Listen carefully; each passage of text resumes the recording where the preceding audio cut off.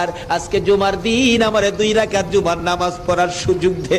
ও নবীর উম্মতেরা, নবীর আশিকেরা, হুসাইনের আশিকেরা গো, এই 2 রাকাত নামাজ জুমার নামাজ ছাইরো না, আমার নবীর শাফায়াত নসিব হবে না।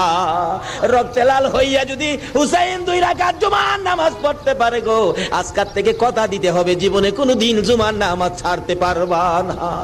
জুমার নামাজ আদায় করতে সময়টুকুন দিলে নামাজ শুরু করে দিলেন, রুকু সিজদার কাজ শেষ করে তাশাহুদে বসে সালাম ফিরানের আগ পর্যন্ত কাছাকাছি বসে বসে এই যদি সৈন্যরা নামাজের ভিতরে প্রত্যক্ষদর্শীরা বলেন এক একটা করে তীর মারে হুসাইনের গায়ে। ডান দিক দিয়ে যদি তীরটা মারতো, বাম দিক দিয়ে বেরিয়ে যাইতো, সামনে দিয়া মারলে পিছন দিয়া বেরিয়ে যায়, এই কিসিমের তীর গো নামাজের ভিতরে বাহুতুরটা তীর লাগাইছে। হুসাইন সালামটা ফিরাইয়া নানা গো